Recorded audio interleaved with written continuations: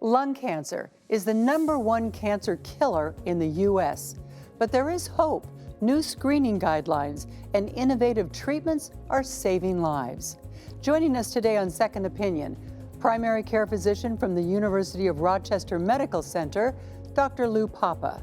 There's 5 big causes for lung cancer, and 3 of them are smoking, smoking, and smoking. Immediate past chair of the U.S. Preventive Services Task Force, Dr. Alexander Christ. Every year in America, 280,000 people or so are diagnosed with lung cancer. Pulmonary disease expert, Dr. Michael Need from the University of Rochester Medical Center. Unfortunately, a lot of patients don't develop symptoms until fairly late in the disease, and that's one of the big issues with lung cancer. And here to share her personal story, Cheryl Nolte. I mean, I had a smoker's cough, but it wasn't different from what I had had over, so many years. I'm Joan London, and it's all coming up on Second Opinion.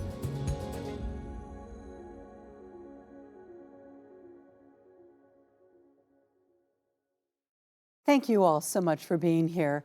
Cheryl, I want to take you back in time a bit to 2006. You were at a party, and one of the other guests there, who happens to be a doctor, actually he's one of the medical advisors on this program, Dr. Roger Oskbig, he noticed something.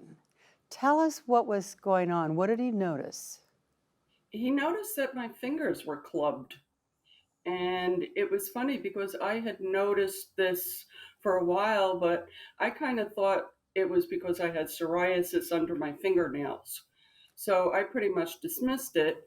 My primary never noticed anything, and I used to go to him every 3 months for a blood pressure check. So it was a little odd, but he told my daughter to tell me to go to my primary care doctor. And when I did, I was there earlier than usual. And more or less, why are you here? And I put my fingers up like this, and he went, oh my. So if she had come into your office, Lou, and she would have done that, and you would have seen the clubbing, what would you be thinking? What kind of workup? I'd probably say, oh my, as well. Yeah. What she's describing is that appearance of clubbing, which we don't see a lot, but it's where your fingernail has that normal scoop and nail to it. It looks literally like a little club. It looks like it's getting thickened like a club. And there's lots of things that can be associated with it. Lots of pulmonary and cardiac diseases and other diseases that can cause that situation. But the big concern is, one of the leading causes of is lung cancer. And Cheryl, I believe you are a smoker, correct? Okay. Right. How much did you smoke a day at your worst, and for how long? At my worst, it was probably 2 packs a day.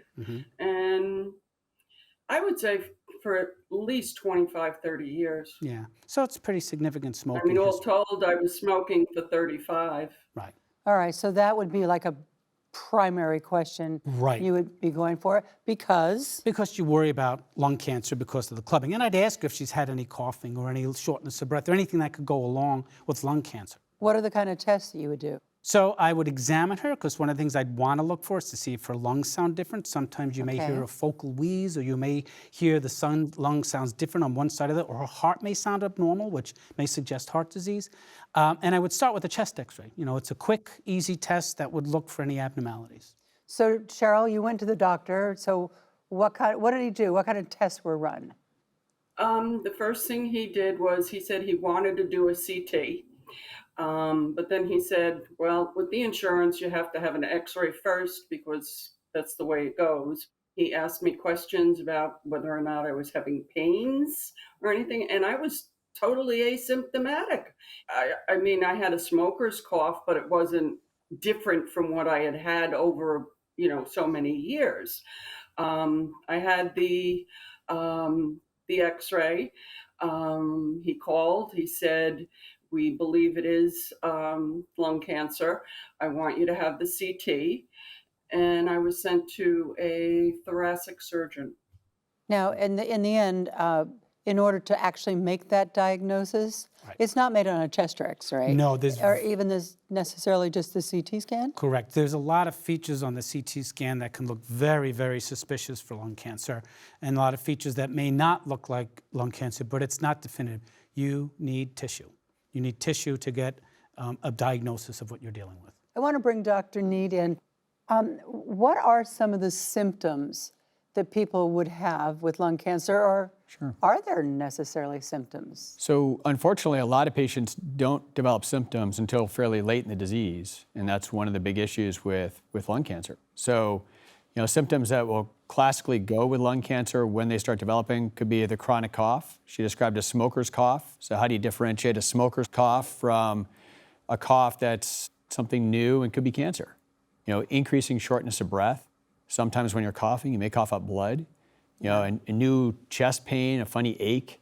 I mean, it could be, honestly, just about anything. But when you get to having all those symptoms, it's probably a little farther along.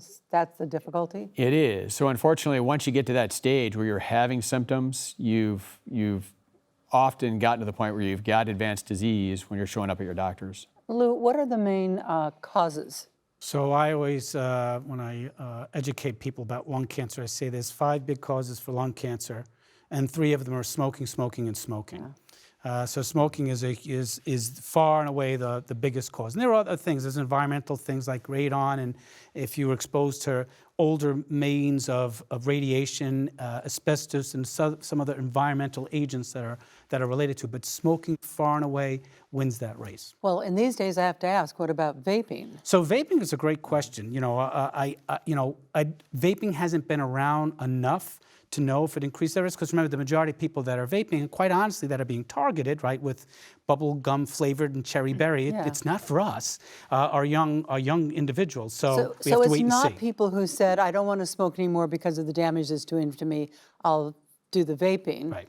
It's new targeted people who are vaping, and it can be any number of things that are in that, correct? Right, and we do see damage from the vaping, and the concern is as we look down the road, these individuals have been vaping for as long as someone like Cheryl has been smoking, that you'll see that, burning things and inhaling things are not healthy, regardless of what it is. That obviously includes, just to say, cigars, Correct. pipes, anything where you're... Right, any combustible you're inhaling puts you at risk.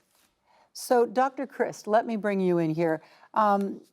How many people are diagnosed with lung cancer each year? And is it a fair question to say how deadly is it?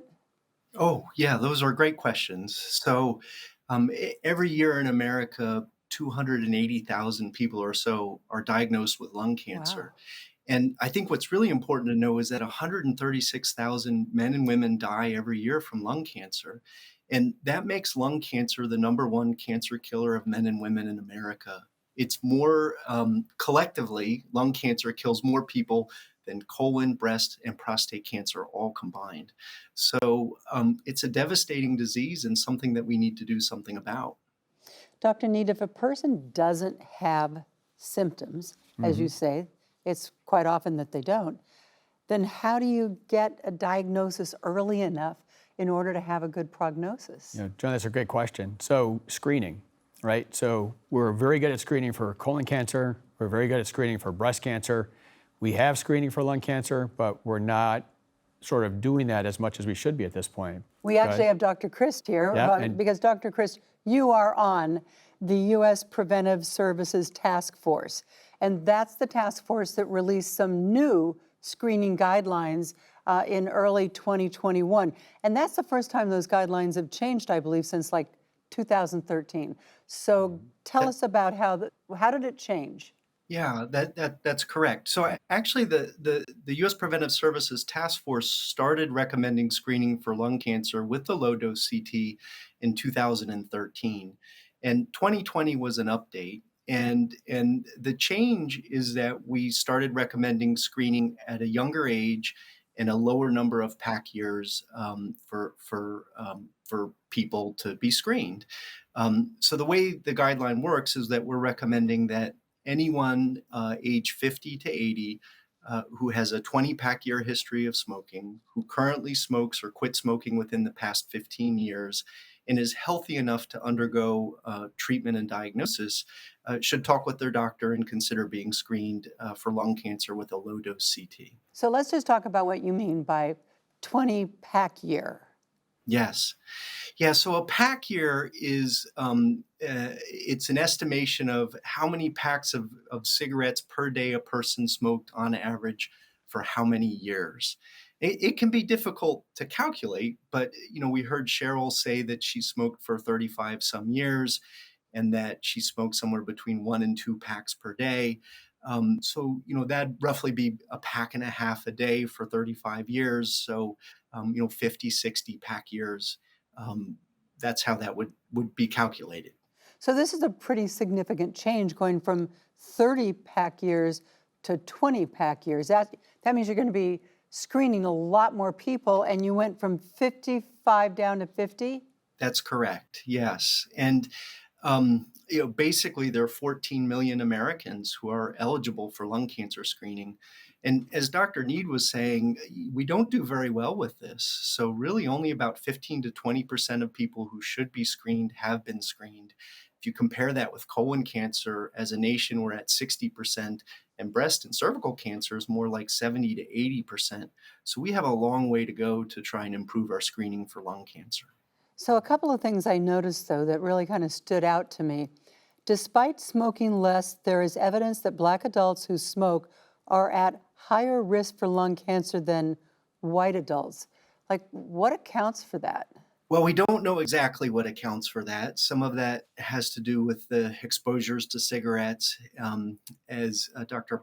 Papa was talking about, it can be related to the environment, family history, lung disease, other factors that can affect things. We regularly see inequities in the rates at which people get different conditions and then the outcomes they have. And commonly, it is more often that Black people have worse outcomes. So that inequity is something that we look very closely at. But one of the good things is that by lowering the age in the pack years, we actually increase the number of Black men and Hispanic individuals who would be eligible for screening by 107 and 112%. So that goes a little ways towards addressing that inequity. We also called for more evidence and we called for action to try and address this, because I think there's a number of factors we need to be thinking about to try and improve outcomes for Black people and Hispanic people and women who all get lung cancer at lower pack years and a younger age. Lou, when you heard these, what was your reaction when you saw, it was a pretty significant change in guidelines. It's going to encompass a lot more people. And then, by the way, how do you try to translate that to your patients? Right. So it's always good to have something where you can pick up a disease earlier, and getting to Dr. Chris' point, pick it up earlier and make a difference that you pick it up early. We know that from the data that's out there. And the other part of it is, like you said, is operationally, how do you do that? Not all smokers are honest with how much they're smoking. It also needs to be built into what we're doing. As primary care doctors, there's a lot of balls we're juggling in the air at the same time. So in our electronic record, we now have, just within the last year, in our health maintenance, a red light duck goes off that says this person is a candidate for lung cancer screening. Really? And they haven't been screened. Is that part of what that's based on, though, if they've told you that they're smoking? Exactly. And how much they're smoking? Because people they don't want to look bad in front of you. And fortunately, the younger they are, the less likely they are to share it. The older they are, the more likely they are, because they've been with you for a while and they can feel comfortable sharing that information. The other plus of it is, yes, you're picking up cancer earlier, which is great, but I got them. I got them in the office again, and to tell them that, see, this is real. We're actually screening for cancer. Yeah. So this is not like I'm fine, I'm not having any symptoms, I'm good, right? No, we actually have to look. That's how much at risk you are. And this is another opportunity where I've got you, and we need to talk about techniques to quit smoking, because there's huge risk to you. And I should say that's part of the guidelines, are a meaningful conversation about your smoking if you're still smoking. And then once it's caught, of course, there's treatment. So Cheryl, what treatment were you offered? You had 1B, stage 1B? That's what I was originally diagnosed at, and that was after my upper right lobectomy.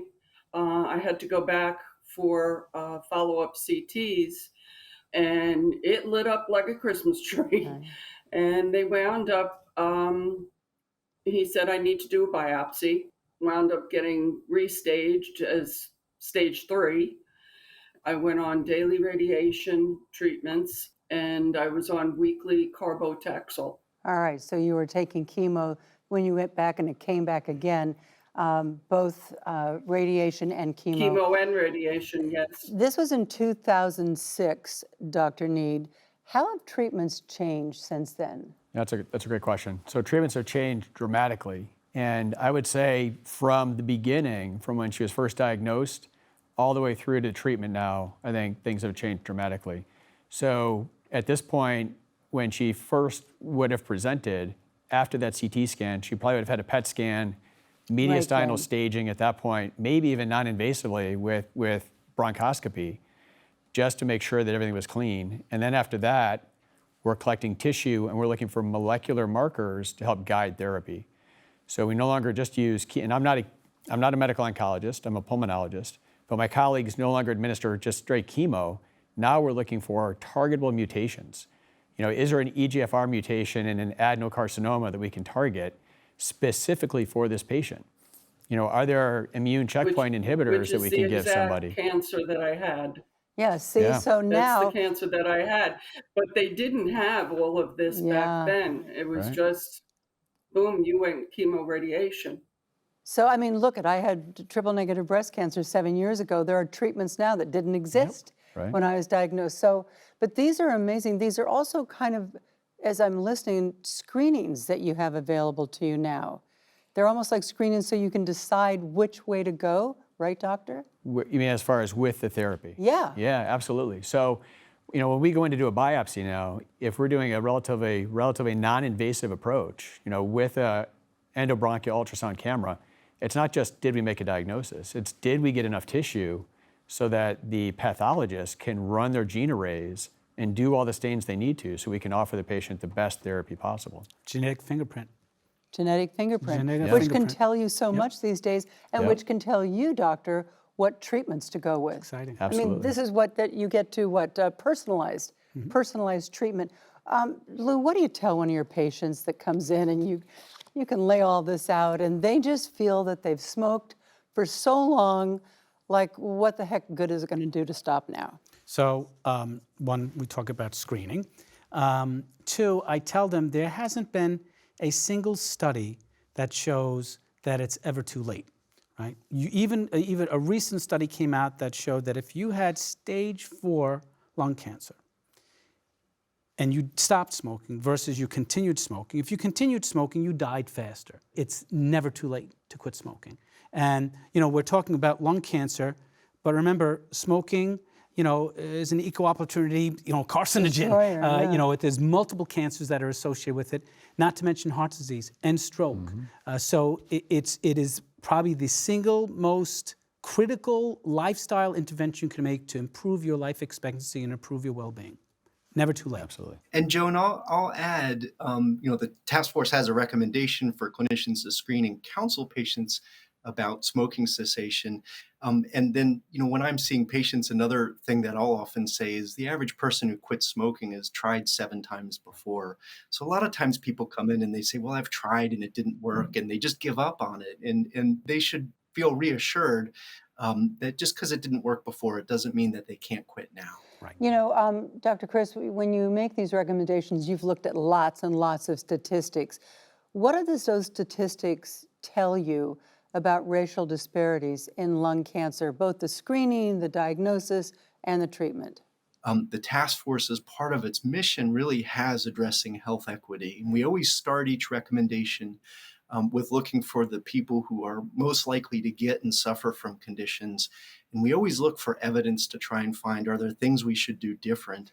And recently we've started to call out that this is evidence of how systemic racism and structural racism impacts health in communities. And we're trying to look, as we look at these different preventive services, for strategies and techniques to try and get better health equity. Well, if the statistics are there, the evidence is there, might there be some merit in making different recommendations for some of the groups who are at higher risk? That was actually one of the things we looked at. So one of the steps with the evidence is we look at the primary studies, the NLST trial and the Nelson trial. That didn't give us any data that doing something different would make a different outcome. But we also did modeling where we were able to recreate 1,090 different scenarios. And we did those differently for high risk people and average risk people. to say if we did something differently, would we get a different balance of benefits and harms? That's one of the things with lung cancer screening. It is beneficial, it saves lives, but it does have some risks. And so we're continually trying to look at balancing those risks. One of the risks is false positives. In the big trials, 1 out of 4 people had an abnormal finding on their lungs. That often leads to further testing and diagnosis, which may help them, but it also could expose them to some risks. All right. So there just wasn't a differential recommendation to make for different racial groups. I have both of you shaking your heads. Yes. it's Who wants to very go true. first? Yeah, so Go ahead, Mike. Yeah, okay, so right before we went on air, Dr. Papa and I were talking about how we're not certain we've ever had a negative screening test. Right. Something always comes up, whether it's a pulmonary nodule, Really? which, as was just alluded to, occurs in somewhere between 20 and 40% of the scans, depending on which study you look at, to coronary calcification, thyroid nodules, dilated aorta. So you're going to find something. You're getting so much detail from some of these So scans. do we need better tests? So, I mean, the problem is you probably, it would be nice to have better tests that you could discriminate. But one of the things we talked about is the only discriminating factor is the pathology. And these tests are so good, and these are individuals that have been smoking for decades. Yeah. Their lungs are not going to be pristine. They're going to have mileage on them. So they're going to look abnormal. So you end up doing other evaluations, which unfortunately, as Dr. Christ is getting at, now we found stuff. And do we really know if we do something just because we found it, that they're going to do better? So you end up opening this whole new can of worms where you end up doing more testing with more radiation, more procedures that have more risk. So it is a delicate balance. Okay, go ahead, doctor. You were asking earlier about things that have changed. One of the other things that have changed is there's new classification systems for lung nodules that help doctors to try and differentiate which ones are significant and which ones are not. It's not perfect. As we were hearing, folks who've been smoking for 30 plus years, they're going to have coronary calcium. There are going to be findings and effects on their body from all of the smoking exposure. And so sorting that out is really important. Well, I can't end without asking you, Cheryl, how are you now? How are you today? I'm very happy to be here. I mean, it's been a rough ride. I mean, I'm not going to say that the treatment was a cakewalk by any means. I mean, I couldn't swallow. I had severe esophagitis, and my feet swelled up. I have neuropathy in my feet. I have chronic shortness of breath from bronchiectasis now, which is resultant from the radiation treatments and the whole thing. But I'm still here. And by the way, we should point out, you stopped smoking, right? As soon as you heard the diagnosis? Actually, no, I didn't. No, I didn't. Cheryl. Okay, I was diagnosed. No, I had tried to quit so many times, but what wound up happening was my surgery was scheduled for January 17th. And I got the final diagnosis, it was like the beginning of December. And I was coming home from work, my husband picked me up, and I had a few cigarettes left in the pack. And I said to him, you know what? Don't buy me any cigarettes tomorrow. And I quit cold turkey. Oh, so you did. That's awesome. That's great. So let me ask you a question. The screening guidelines had been available back, when you were diagnosed. Would you have gone for that scan? Of course.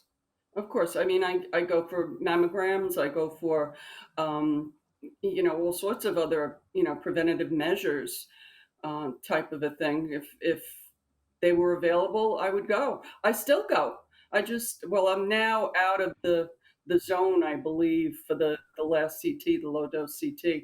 I had my last one last year, and it was clear.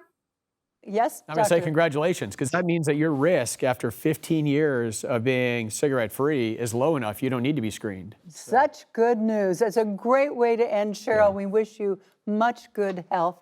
And thank you all. Thank you all, doctors, for being here. I also want to thank all of our medical advisors who are with us every step of the way to ensure that we bring you evidence-based, accurate medical information. And of course, to all of you at home, thank you for watching. From all of us here at Second Opinion, we encourage you to take charge of your health care. I'm Joan London. Be well.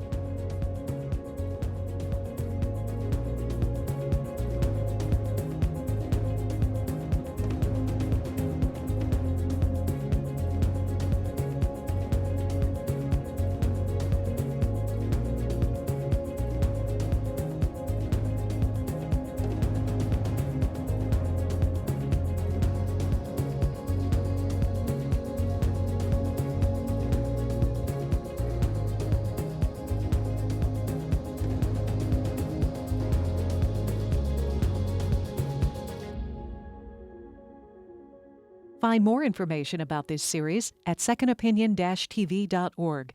You can also follow us on Facebook and YouTube.